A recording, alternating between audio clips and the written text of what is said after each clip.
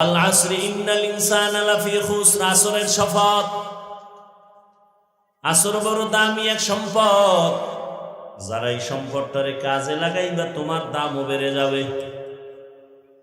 কেমন দামি সম্পদ পরে বলি, সময় থাকলে। সামনে আল্লাহ কি বলতে চান সেটা শুনি। আল্লাহ বলেন ইন্নাল ইনসানা লাফি খুসর, নিশ্চিত সমস্ত মানুষগুলো জাহান্নামে যাবে। কসম খাওয়ার পরে কথার গুরুত্ব বাড়ছে না? কিন্তু এরপরে আবার কয় ইন্না, নিশ্চয়ই। আবার কয় লাফি, লামতাকিদ, আরো নিশ্চিত। সব মানুষ জাহান্নামে যাবে, জাহান্নামে যাবে, জাহান্নামে যাবে, সব। আলিফ লাম ইস্তেগরা কি, দুনিয়ার সব মানুষ জাহান্নামী। আমেরিকার মানুষ জাহান্নামী, বাংলাদেশের মানুষ, লন্ডনের মানুষ জাহান্নামী। এক কথায় দুনিয়ার সব মানুষ জাহান্নামে যাবে। তবে যেই মানুষটার মধ্যে 4টা গুণ থাকবে তারা জান্নাতে যাবে। কয় গুণ? ইল্লাল্লাযীনা আমানু ওয়া আমিলুস সালিহাত ওয়া তাওয়াসাউ বিল হক ওয়া তাওয়াসাউ বিস সবর। ভালো করে খেয়াল করেন, প্রথম 2 গুণ, 1 নম্বরে ঈমান, দ্বিতীয় হলো আমল। ঈমান আর আমল। বাকি 2টা গুণ হলো ঈমান আমলের দাওয়াত অন্যকে দাও। 4 নাম্বার দায়িত্ব, ঈমান আমলের বিরোধিতা যারা করবে বাধা দাও। সৎ কাজের আদেশ দাও, অসৎ কাজে বাধা দাও। তাহলে 4 গুণওয়ালারা জান্নাত পাবে। প্রথম 2 গুণ ঈমান আর আমল, এই 2 গুণ হলো আল্লাহর হক। কার হক? বাকি যে 2টা গুণ, ঈমান আমলের দাওয়াত অন্যকে দাও, যারা মানে না বাধা দাও, অন্যায় করে বাধা দাও। বাকি 2টা গুণ হলো বান্দার হক। আল্লাহর হকে কমতি থাকলে আল্লাহ মাফ দিবেন। বান্দার হক যদি নষ্ট করো, বান্দা ক্ষমা না দিলে আল্লাহ ক্ষমা দিবেন না। এবার বাস্তবে খেয়াল করেন, ও হাজী সাহেব, ও তাবলীগওয়ালা ভাই, পীর সাহেবের মুরিদ, নিজে নামাজ পড়েন, পর্দা করেন, হালাল খান, আপনি আল্লাহর হুকুম মতো মোটামুটি আল্লাহর হক আদায় করতেছেন। কিন্তু আপনার উপর আরো 2টা হক আছে বান্দার। এই যে নামাজ রোজার দাওয়াত অন্যরে দেওয়া লাগবে, যারা নামাজ রোজার বিরুদ্ধে চলে তাদের বাধা দেওয়া লাগবে। ওই 2টা গুণ আপনি আদায় করছেননি। যদি বলেন না, নিজে নামাজ পড়ি, অন্যরে দাওয়াত দেই না, নিজে পর্দা করি, অন্যকে দাওয়াত দেই না, আমি গান শুনি না, আমি গান থেকে নিজেরে বাঁচায় রাখছি, কিন্তু অন্য যে গান শুনে আপনি বাধা দিছেননি, আপনি বেপর্দায় চলেন না, যারা চলে তাদেরকে বাধা দিছেননি, কয় না, তাহলে আপনার জান্নাত রেডি হয় নাই। কারণ 4 গুণের মাত্র 2টা হয়েছে, বাকি 2টা হয় নাই। অন্যকে ঈমান আমলের দাওয়াত দাও, অন্য যারা বাধা উল্টা পাল্টা চলে বাধা দাও। এবার অন্য কারা, এটাও বুঝতে হবে। অন্য কারা? এই যে অন্যকে দাওয়াত দিবেন, অন্যকে 1 নম্বরে অন্য আপনার আহাল, আপনার ইয়া আইয়ুহাল্লাযীনা আমানু কু আনফুসাকুম ওয়া আহলিকুম নারা ওয়াকুদুহান নাস ওয়াল হিজারা আলাইহা মালাইকাতুন গিলাযুন শিদাদুন লা ইয়াসুনাল্লাহা মা আমারাহুম ওয়া ইয়াফআলুনা মা ইউমারুন।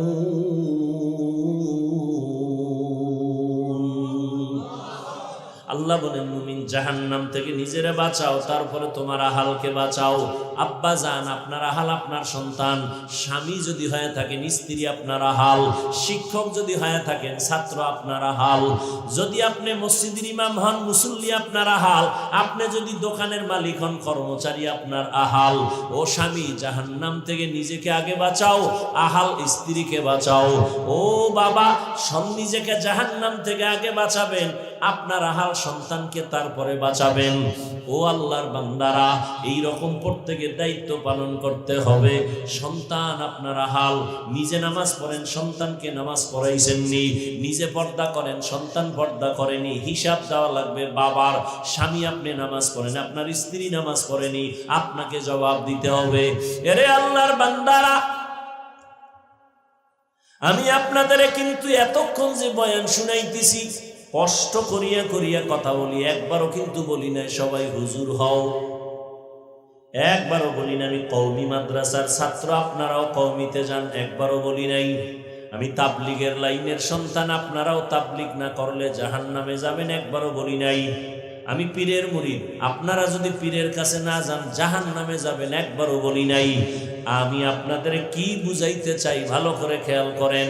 ও যুবক বাবারা, বৃদ্ধ বাবাজি, আমি আপনাদের বুঝাইতে চাই, আপনি যেই লাইনে থাকেন, নামাজ পড়েন, পর্দা করেন, হালাল খান, আপনি স্কুলে পড়েন বাধা নাই, কলেজে পড়েন বাধা নাই, চাকরি করেন বাধা নাই, ডাক্তার হন বাধা নাই, ইঞ্জিনিয়ার হন বাধা নাই, প্রফেসর হন বাধা নাই, আপনি যা করেন যে লাইনে আছেন বাধা নাই, আপনি ডাক্তার হন, ইঞ্জিনিয়ার হন, প্রফেসর হন, একজন সাংবাদিক হন, এসপি হন, ডিসি হন, একজন এমপি হন, চেয়ারম্যান হন, তবে একটা মাত্র দাবি, বেয়াদব হইবেন না।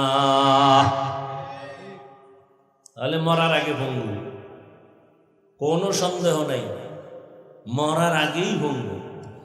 এবার বলতে পারেন বেয়াদবি করব না, তার কথাটার খোলাসা ব্যাখ্যা করেন। 3 জায়গায় বেয়াদবি করলে আপনার জীবন পঙ্গু। মরার আগে মরবেন না তাড়াতাড়ি।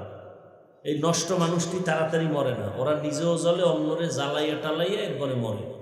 ও মায়েরে জ্বালায়, বাপেরে জ্বালায়, হুজুরেরে জ্বালায়, ওর জ্বালানির শেষ নেই। তা আল্লাহ শেষে ওরে জ্বালায়, বিছনায় ফালাইয়া পাও ভাঙ্গে, কিডনি শেষ হয়, লিভার শেষ হয়, ভোগতে ভোগতে ভোগতে ভোগতে এরপরে মরে। বেয়াদবি করবেন না মানে 1, মা বাবার সাথে বেয়াদবি করা যাবে না। 2, শিক্ষকের সাথে বেয়াদবি করবেন না। 3, ওলামায়ে কেরাম মুরব্বীদের সাথে বেয়াদবি করবেন না। কারণ মা বাবা আপনার কথায় যদি কষ্ট পাইয়া আহ শব্দ বলে কষ্টে, আপনার এই আহ শব্দটা আপনার কপালে লাগবে, জীবনে অভিশাপ নেমে আসবে। কারণ মা বাবার চোখের পানি আর দোয়া ছাড়া জমিনে কোনো সন্তান সম্মানের চেয়ার পায় নাই। মা বাবার চোখের পানি আর দোয়া ছাড়া কোনো সন্তান পরীক্ষায় পাশ করে নাই।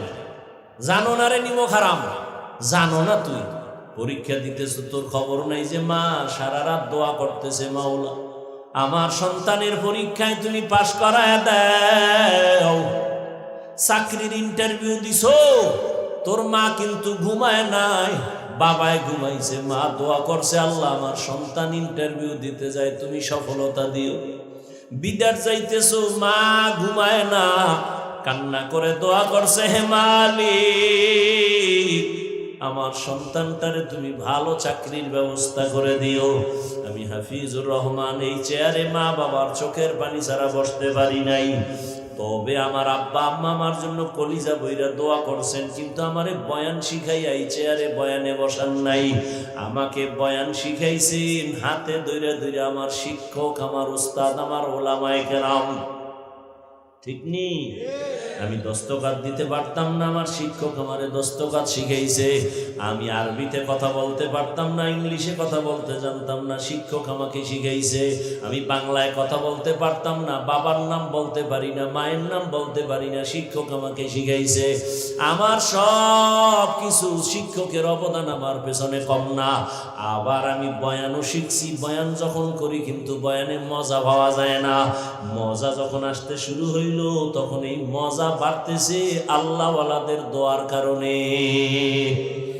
আল্লাহওয়ালাদের নেক নজর। এই জন্য যারা আলেম, এই যে বাংলাদেশে যত ঝামেলা দেখো, সব ঝামেলার একমাত্র কারণ আলেমদের সাথে বেয়াদবির ফলাফল। হ্যাঁ, আজকে একজন বাংলাদেশের বড় আলেম মাদ্রাসা আসছে, জিজ্ঞাসা করলাম, হযরত আপনার মাদ্রাসা নিয়ে তো ঢাকার মধ্যে ভেজাল করছে একদল, খবর কি? আসল লিডাররা এখনো আছে, কিন্তু বাতি নেতা টেতা সবগুলো ধাম ধাম করে মরে গেছে। প্রথমে এক এমপি ফাইজলামি করছে, ওইটা মরে গেছে। পরে আর এক কমিশনার ফাইজলামি চালাকি করছে, হুজুরের সাথে মরছে ওটাও। ওর সাথে সাঙ্গপাঙ্গ ছিল 13 জন, সব মরছে। আর একটা আছে পঙ্গুর মতো বইয়া, ওটা পঙ্গু। আলেমের সাথে বেয়াদবি, মরার আগে বিচার শুরু, মনে রাখবা। মানো আর না মানো লেখা রাখা। মা বাবার সাথে বেয়াদবি করলে মরার আগে বিচার শুরু। শিক্ষকের বরদোয়া লাগলে, আলেমদের বরদোয়া কপালে লাগলে মরার আগেই বিচার শুরু। রসুলের হাদিস। 2টা অন্যায় করলে বিচার হবে মরার আগে। 1 নাম্বার অন্যায়ের নাম জুলুম, 2য় অন্যায়ের নাম মা বাবার সাথে বেয়াদবি। জুলুম 3 প্রকার: আল্লাহর সাথে জুলুম, নিজের সাথে জুলুম, অন্যের সাথে জুলুম। আল্লাহর সাথে জুলুমের নাম শিরিক। নিজের সাথে জুলুম, অন্যের সাথে জুলুম মানি, অন্য বলতে মা বাপ হতে পারে, ওস্তাদ হতে পারে, শিক্ষক হতে পারে, আলেম হতে পারে, অন্য মখলুক হতে পারে। অনেকে কুকুরের উপরে জুলুম করে, বিড়ালের উপরে জুলুম করে, বিভিন্ন প্রাণীর উপরে জুলুম করে। এক মহিলা বড় আল্লাহওয়ালা, খুব আমলওয়ালা, বিদায় বেলা ঘরে আসছে একটা বিড়াল, এটারে ধৈর্য খাঁচায় আটকাইছে, নিজেও খানা দেয় না, ছেড়েও দেয় না, অন্য জায়গায় গিয়ে খাবে। বিড়ালটা না খাইয়া ধুকে ধুকে মরে গেছে। রহমতের নবী শুনাইতেছেন, ও সাহাবায়ে কেরাম, গাইবি আওয়াজ আসছে, এই মহিলা, তোর জীবনের সব আমল বরবাদ। একটা বিড়ালের সাথে যদি জুলুম করলেই হয়, হুজুরগুলোর সাথে যারা জুলুম করে, ওর কপাল শুধু এক আড্ডা পড়বে, ওর মাইয়ার কিডনি যাইব, পোলার ভাও ভাঙবে, ওর বউ লিভার নষ্টে মরবে, ওর মানে শেষ নাই ওর গজবের। কিন্তু কেউ বরদোয়া করে না, কোনো আলেম বরদোয়া করে না, কলিজা দিয়ে কান দেয়ার দোয়া করে। কিন্তু মাওলায় যদি একবার রাগ করিয়েই ফেলে, এটার হুজুরে ফিরাইবে কেমন?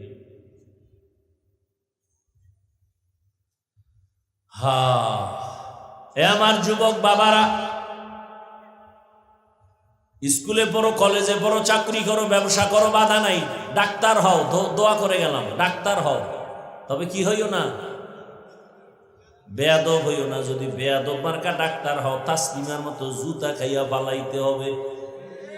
তাসলিম এমবিবিএস ডাক্তার না, বোরকার বিরুদ্ধে বহু বয়ান করছে, কইরা এরপরে বোরকা ভরিয়েই ফালানো লাগছে। তাসলিমার বোরকা ছাড়া ফালাইতে না। আমগো বরিশালের একটা গ্রামের ভাষা আছে, যে যাকে নিন্দে সে তাকে বিন্দে। খারাপ লাগতেছে আপনাদের? এরে আমার যুবক বাবারা, এবার বাস্তবে একটু দেখো তো, জীবনে কোনোদিন মাদ্রাসায় পড়ে নাই, জেনারেল লাইনে পড়ুয়া যুবক, স্কুলে পড়ে, কলেজে পড়ে, চাকরি করে, ব্যবসা করে, সত্য কথা স্বীকার করো। তোমার মতো যুবক জীবনে মাদ্রাসায় যায় না, আলিফ বেতাও পারে না, স্কুলে পড়ে, কলেজে পড়ে, 5 ওয়াক্ত নামাজ পড়ে, সত্য বলো আসেনি? তোমার জীবনের আর কোনো ওয়াজের দরকার নেই, এটাই তোমার শেষ ওয়াজ। এবার তুমি আমাকে একটু বিবেক দিয়ে জবাব দাও, তুমি পারো না কেন? আর কোনো ওয়াজের দরকার নেই। তোমার মতো যুবক তাকায় দেখো, র্যাব, আর্মি, পুলিশ, বিডিআর চাকরি করে, নামাজি, দাড়িওয়ালা নাই, আর ওয়াজের দরকার নাই। বলো তোমার বিবেক দিয়ে তুমি কেন পারো না? তোমার মতো যুবক 2500 বাজারে গাড়ি চালায়, 5 ওয়াক্ত নামাজ পড়ে নাই, বলো তুমি কেন পারো না? তোমার মতো যুবক নদীর মধ্যে মাছ ধরে, নামাজ ছাড়ে না।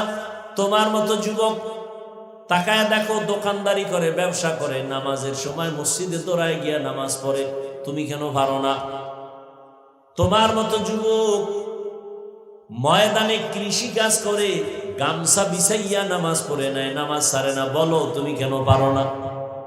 আমার মনে হয় তোমার উপরে আমার আল্লাহ বেজার। মা বাবা বুঝি কষ্ট পাইছে, যে কারণে হেদায়েতের দরজা তোমার কপালে আসে না। ও পর্দার আড়ালের মা বোনেরা, আপনাদের জন্য কি বয়ান করব? আপনারা তো এই জমিনের বড় দামি নারী, আপনারা তো নবীদের মায়ের মতো দামি, সাহাবায়ে কেরামের মায়ের মতো মা, আলেমদের মা, হাফেজে কোরআনের মায়ের মতো মা। আপনারা তো খাদিজা রাদিয়াল্লাহু আনহার মতো নারী, ফাতেমা রাদিয়াল্লাহু আনহার মতো নারী, আয়েশা রাদিয়াল্লাহু আনহার মতো নারী। এরে আম্মা জান, আপনাদের মতো কত নারী। আপনারা জানেন আল্লাহর এক বড় দুশমন ছিল জমিনে, ফেরাউন। তার স্ত্রীর নাম কি জানেন? ইতিহাস। এত বড় বেঈমানের ঘরে আসিয়া থাইকা কেমন আল্লাহর পেয়ারা হলেন। রহমতের নবী বলেন, কিয়ামতের দিন আসিয়ার সাথে আমি মুহাম্মদের সাথে জান্নাতে বিয়া হবে।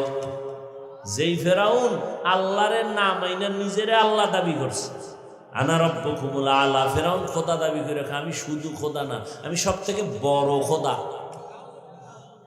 অথচ এত বড় বেঈমানের ঘরে আসিয়া ক্ষমতা সবকিছু লাথি মাইরা আল্লাহরে এমন ভাবে আপন করেছেন। নবীজি বলেন, কিয়ামতের দিন জান্নাতে আসিয়ার সাথে আমার জীবনের বিবাহ হবে। এরে আম্মা জানেরা, আপনার স্বামী তো ফেরাউনের মতো খারাপ না। আপনি কি পারতেন না স্বামীটারে বুঝাইতেন, স্বামী নামাজ পড়ো? একদিন দুদিন আপনার স্বামী তো নামাজি হতো।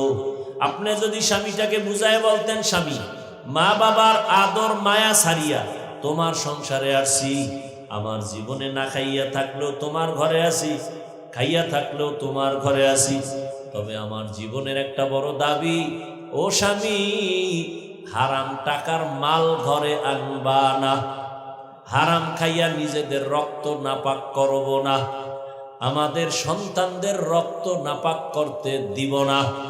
যদি প্রত্যেক মা তার স্বামীকে বুঝাইতেন, কোন স্বামী হারাম টাকা ঘরে নিত না।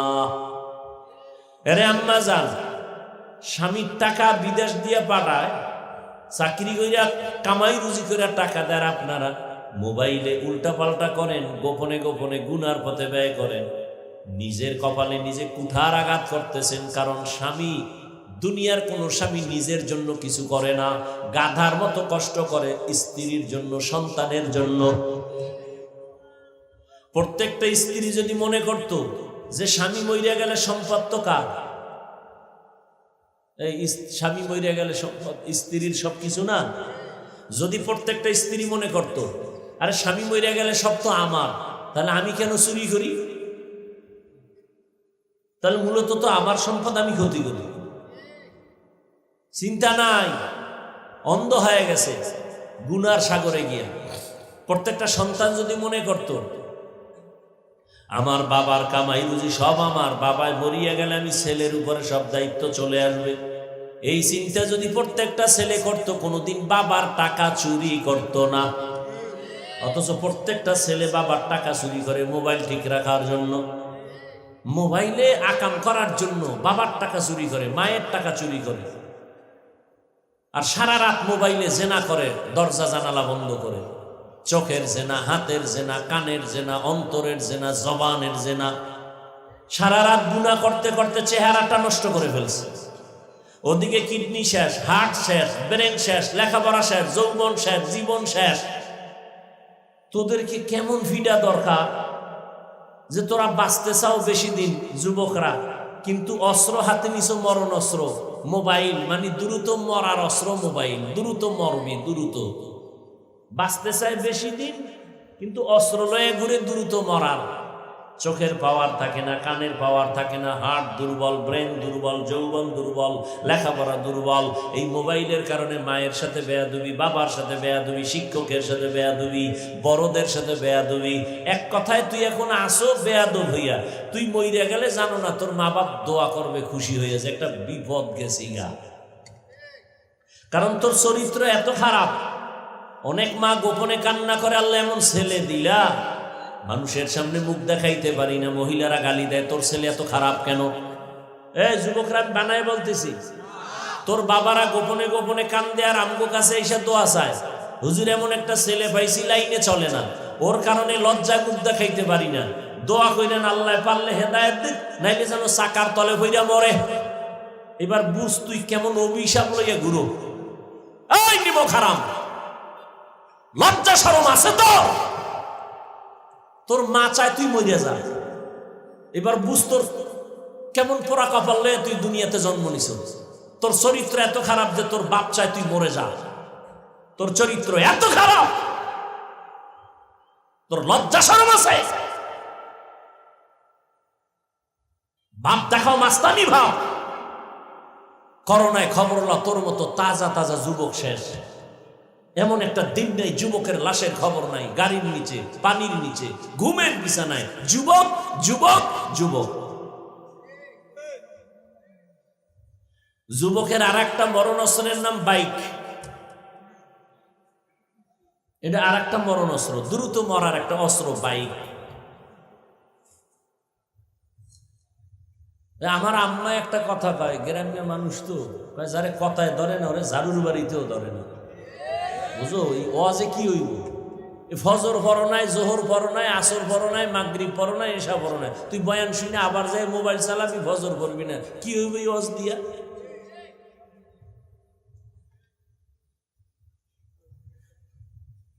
আহ অথচ তোমার মতো যুবক বহু ডাক্তার আছে, সারা দুনিয়ায় সম্মান। তোমার মতোই তো। কবি নজরুলের ইতিহাস পড়ো, গর্ব করো। তোর মতো আকাম করলে মোবাইলে জীবনে কবি নজরুল হতে পারতো না। ঢাকা কলেজে যা, গিয়ে দেখবি ওখানে পাগড়ি, বড় দাড়ি, বড় জামা, মনে হয় যেন বাইতুল মোকাররমের স্পেশ ইমাম। ইমাম সাহেব, খবরদার। কথা কি আপনি? আমি ঢাকা কলেজের ছাত্র। যে ফাগরি টুপি আর কেন, এই দাড়ি কেন, বড় জামা? মা বাবার দোয়া আর আল্লাহওয়ালাদের নেক নজর। তুমি এগুলো নিয়ে ক্লাস করো? হ্যাঁ, আমি ঢাকা কলেজে ফাগরি লইয়া ক্লাস করি, দাড়ি লইয়া ক্লাস করি। তো শিক্ষকেরা গালি দেয় না? না না, শিক্ষকেরাও খুশি, শিক্ষিকারাও খুশি, একটা ভালো ছেলে। আচ্ছা, তোমার বন্ধু বান্ধবী আছে না ক্লাসে? হ্যাঁ আছে। মাঝে মাঝে তোমাদের পার্কে ডাকেনি? যুবক কয় হ্যাঁ ডাকে, কিন্তু তখন বিব্রত কর অবস্থায় হইয়া যায়। কি কব? আল্লাহর কুদরত। কিছু মাইয়ারা আছে, ওরা আমাকে পক্ষে সাপোর্ট দিয়ে কয় ও একটু আল্লাহ বিল্লাহ করে, ওরে ডিস্টার্ব করিস না, আমরা ল। কি আল্লাহ দেখাইতেছে তোর কপালে তো খারাপ কেন রে? তুই ভালো না কেন? তোর চেহারার দিকে তাকাইলে মায়া লাগে না কেন? তোর চেহারায় উজ্জ্বলতা নাই কেন? সারা রাত কি করছো? যাদের কলবের চক্ষু খোলা, ওরা তোর কপালে আঙ্গুল দিয়ে বলতে পারবে তুই রাতে কি করছো। আমাদের তো কলবের চোখ খোলা নেই। যাদের কলবের চক্ষু খোলা, ওরা কপালে দেখলেই বুঝো সারা রাত কি করছে। আল্লাহ সে পাওয়ার দেয়, সেই পাওয়ারের নাম কোরআনের আয়াত অনুযায়ী পাওয়ারটার নাম ফুরকান। হাদিসের ভাষা অনুযায়ী সেই পাওয়ারের নাম ফেরাসাত। দলিল দিলাম না, শুধু এতটুকু বলে গেলাম। কারণ ভালো কথা বলারও মানুষ নাই, বুঝারও মানুষ নাই, বিরোধিতা করার মানুষ আছে। কিছু মানুষ বলবে হুজুরের এত অনেক ওয়াজ করে, কিন্তু ওনার এত লাগলো কেন মোবাইল নিয়ে? হুজুর বাদ দাও, তারপরে আকাম বাদ দিবে না এই জাতি। হুজুর বাদ দিবে, আকাম বাদ দিবে না, চলবে, এটা আনলিমিটেড চলবে। যেটা লইয়ে মরি। বিয়া টিয়া করিস না যুবকরা, খবরদার, ওইটা বাদ দিয়ে রোজা রাখিস। কারণ তোর কপালে বউ নাই, তুই বউয়ের হক আদায় করতে পারবি না। বিপদ আর একটা কান্দে লবি, দরকার কি?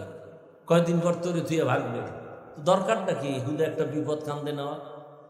মোবাইলে যা করতেছো বাস এইটা বোনাস, এরপরে দেখ মরতে আরুনি তাড়াতাড়ি। আর একটা মাইয়ার জীবন নষ্ট করে আবার একটা বোঝা কান্দে নিবি, এরপর ওই একটা মাইয়া বলা হেডিরে কান্দাবি। কি দরকারটা কি? বিপদ কান্দে নিস না। বউয়ের হক আদায় না করতে পারলে রোজা রাখ আজীবন, দরকার নাই বিয়ে করা। কথাগুলো হয়তো খারাপ লাগতে পারে, বালিশে মাথা লাগে চিন্তা করিস, এটি আসল কথা। কিন্তু তোর কপাল খারাপ, তোর কাছে ভালো লাগে না, মানতে পারবি না। দোয়া করি প্রত্যেকটা যুবকের, এই যে স্কুলে বড়, কলেজে বড়, বিরোধিতা করছি। বরং বাংলাদেশে আমি হাফিজুর রহমান একমাত্র ব্যক্তি যে যুবকদের পক্ষে এত কঠোর কথা বলি যে স্কুল ছাড়বি না, কলেজ ছাড়বি না, ডাক্তার হতে হবে, ইঞ্জিনিয়ার হতে হবে, প্রফেসর হতে হবে, এমপি হতে হবে, বেয়াদব হতে পারবি না। তুই যদি মা বাবার দোয়া নিয়ে, আলেমের দোয়া নিয়ে ডিসি হও, তুই যদি ওসি হও, এদেশে আমাকে হুজুরকে বেশি বয়ান লাগবে না, ওয়াজের জন্য কোনো অনুমতি লাগবে না।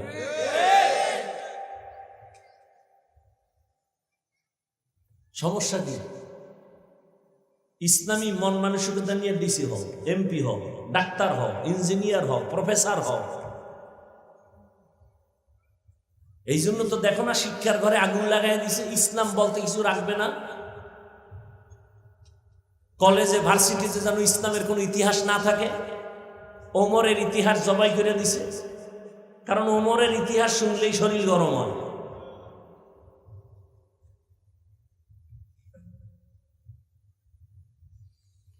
আল্লাহ, ফিলিস্তিনের অবস্থা দেখে রিজার্ভ রেডি হও, আসবে।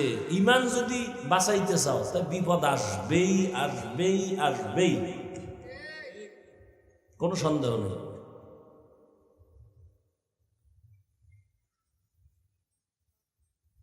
এখন আমি উপায় কি? অন্যায় তো কইরেই ফেলছি, একটা মাত্র উপায়, আল্লাহর কাছে তওবা করো। দিল খুলে আল্লাহকে বলো, আল্লাহ আর জীবনে নামাজ ছাড়বো না, জীবনে তো কম নামাজ ছাড়িনি। মনে চাইছে পার্কে যাব দৌড়, মনে চাইছে এখন নামাজ ছাড়বো ছেড়েছে, মনে চাইছে দাড়ি কাটবো কেটে ফেলেছে। আর কত, আর কত বছর দাড়ি কাটলে তোমার শখ মিটবে বলো? আর কত বছর নামাজ না পড়লে তোমার মনের আশা পূরণ হবে? আর কত বছর অন্যের মাইয়ার চরিত্রের উপরে হামলা করলে তোমার মনের আশা পূরণ হবে? এখনই হেদায়াতের মালিক আল্লাহ, অন্তর খুলে তওবা করো। পর্দার আড়ালের আম্মা জানদেরও বলবো, সন্তান আল্লাহ দান করেছেন, একটা সন্তানকে আদর্শ ডাক্তার বানায় যান।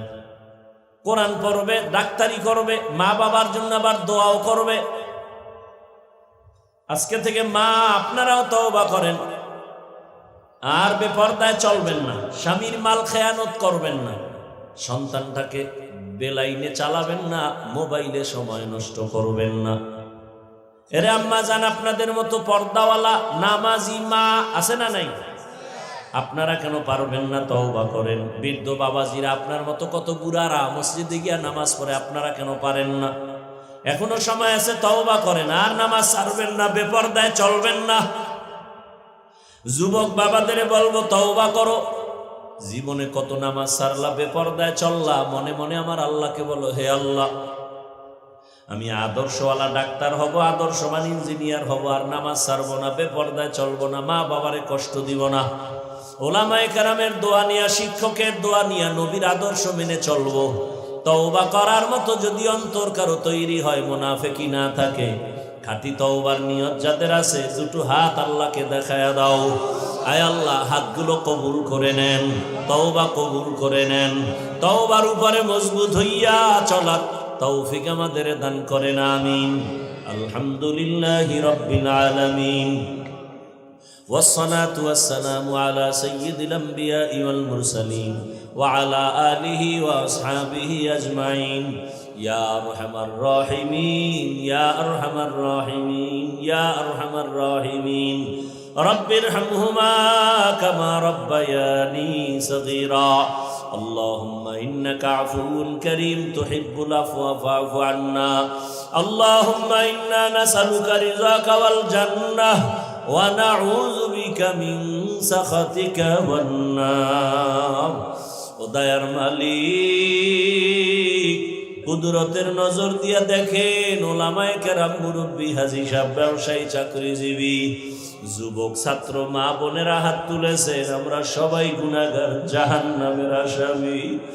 আয় আল্লাহ, শয়তানের ধোকায় পড়ে গুনাহ করেছি, গুনাহের কারণে আমার হাত না পাক, আমার চোখ না পাক, আমার জিহ্বা না পাক, আমার অন্তর না পাক। তওবার নিয়ত করেছি, আর গুনাহ করব না রে আল্লাহ। মেহেরবানি করে দয়ার নজরে, নবীজির মোহাব্বতে আমাদের জীবনের সব গুনাহ মাফ করে দেন, মাহফিল কবুল করে নেন, আয়োজনকারী সহযোগিতাকারীদের কবুল করে নেন, এলাকায় শান্তি দান করেন আল্লাহ। মা বোনদের আবেদা বানায় দেন, সন্তানগুলো নেককার বানায় দেন, যারা লেখাপড়া করে পরীক্ষার্থী কামিয়াবি দান করেন।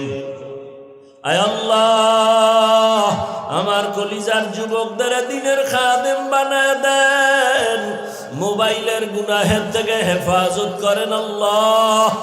আয় আল্লাহ, মোবাইলের গুনাহের থেকে হেফাজত করেন, মোবাইলের গুনাহ থেকে হেফাজত করেন আল্লাহ। 5 ওয়াক্ত নামাজি বানায় দেন, কোরআন তেলাওয়াত করনেওয়ালা বানায় দেন। আয় আল্লাহ, অভাবীদের অভাব দূর করে দেন, সারা দুনিয়ায় মুসলমানদেরকে মাফ করে দেন। ফিলিস্তিনের জমিনে কান্নার আওয়াজ